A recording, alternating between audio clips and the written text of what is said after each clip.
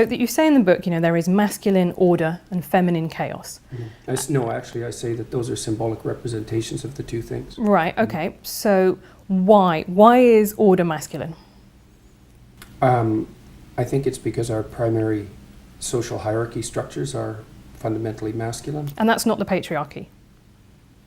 Well, it's not the modern idea of the patriarchy, that's for sure. I mean, that's my idea of the patriarchy, which is a system of male dominance of society. Yeah, but that's not my sense of the patriarchy. So what's yours? Well, in what sense is our society male-dominated?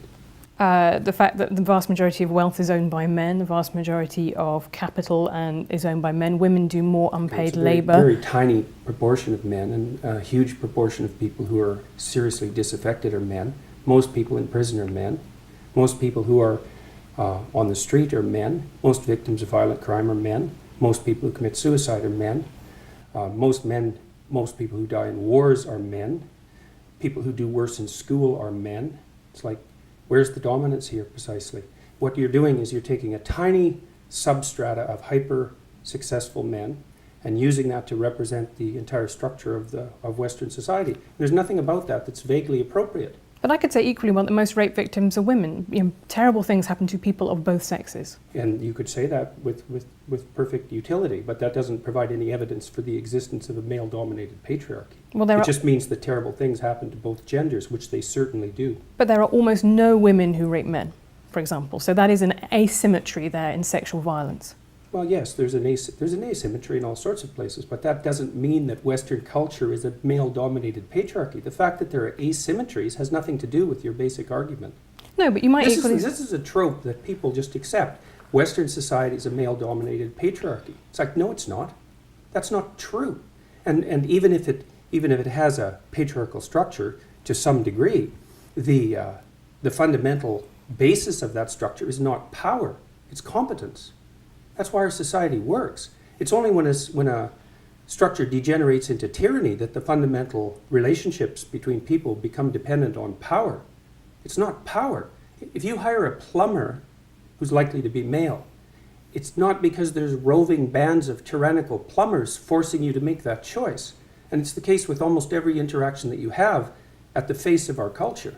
You're dealing with people who are offering a service of one form or another, who are usually part of the broad middle class, and what you're looking for is the person who can offer the best service, and you can find it. It's not a consequence of being dominated by anything that's tyrannical.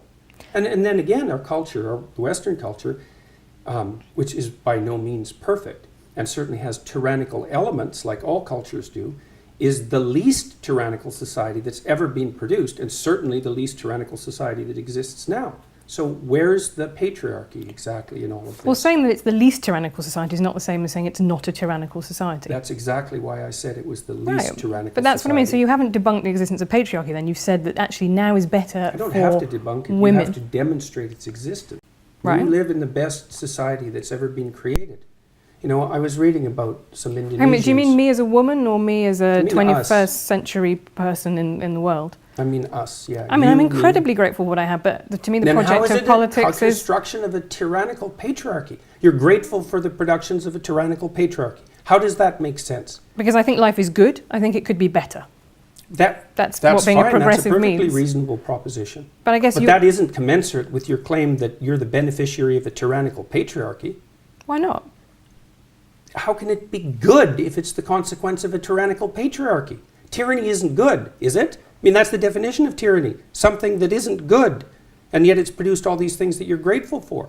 Like, doesn't that contradiction bother you? Where did what was good come from?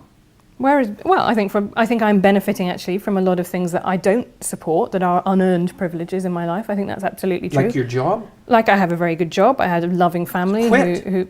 I don't think that's going to do the world any good, is it? That's a hell of a fine rationalization for your privileged position. Oh, well, fair enough. But if you could trade it off with someone who's less privileged. I could. That'd be a start. I could do that, but I don't want to, and I won't.